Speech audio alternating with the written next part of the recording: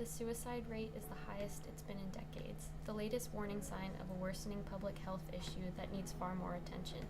The World Health Organization estimates that each year approximately 1 million people die from suicide, representing a global mortality rate of 1 death every 40 seconds.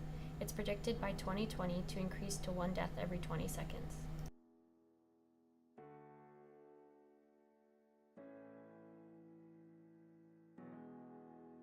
I think when women attempt suicide, it's kind of a cry for help, like they're just looking for someone to notice that they're struggling and that they're in trouble.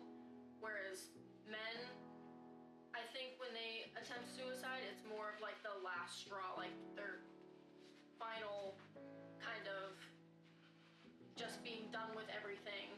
They're not looking for help or attention because they don't want the help or attention, because they don't want to seem like they're not manly or weak. So when women attempt and they're not, less women are dying from it, it's just like, notice me, like I'm hurting, like I'm in trouble, help me type thing. My name is Emmy Ferreira, I'm 20 years old and I go to UNH. So obviously you and I talk about this a lot because we've both been affected by suicide the same.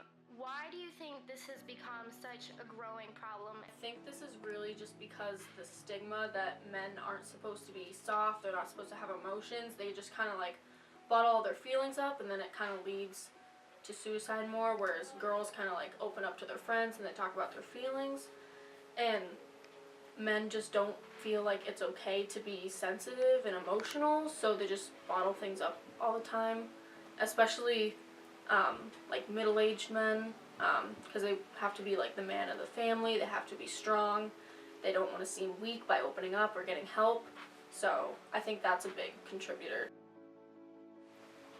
Hi, my name's John. I'm married and have 2 kids. I work at an equipment company and I like the great outdoors.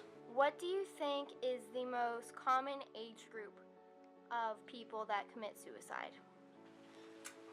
If I had to guess, I would say it's early 20s. As of 2016 was adults from the age 45 to 54. Oh, okay. Why do you think that is?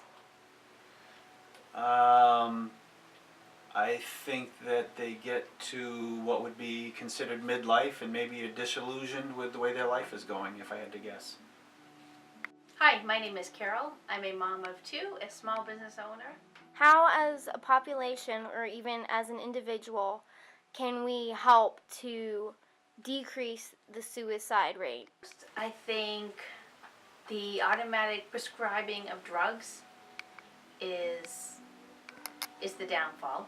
I believe that there's a chemical there, yes, but I don't feel there's enough to say, okay, you're depressed, you're sad, you're lonely, you're having thoughts, let me give you some drugs, because I think that can make it worse for a person. And I think because probably 90% of the people that go in and get these drugs aren't going to say to the doctor, oh yeah, by the way, I'm smoking about 2 pounds of weed a day, and I feel that the mixing of marijuana and other drugs with the prescribed medication is making it harder on the individual. I feel that therapy, it can't just be, oh, come once a week and yeah, you're doing good, then don't come again for 2 weeks. I think it needs to be a more consistent.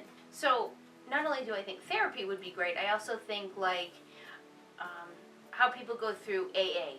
There needs to be some sort of, I don't know what you would call it, but a depressed group, and they talk about it amongst other people, and I think that would really help people. But I really think it's the over-medicating of people is making it worse.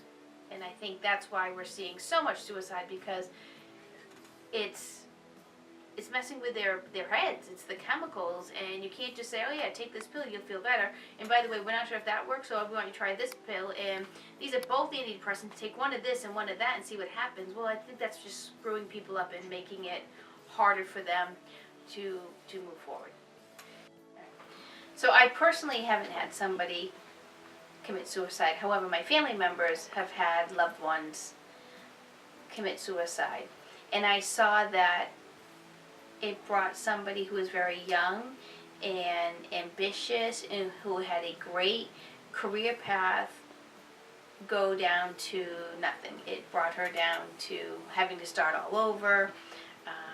Obviously, after something like that, it's easy to find the wrong person to try to pick you up and help you, and you get mixed up in the wrong batch, and then you're constantly digging yourself out. I think that young kids, it can affect them socially, mentally, physically. So I see that it can tear people apart. A positive side, though, it can also sometimes bring, not that it's positive, but it can bring a community together to bring more awareness.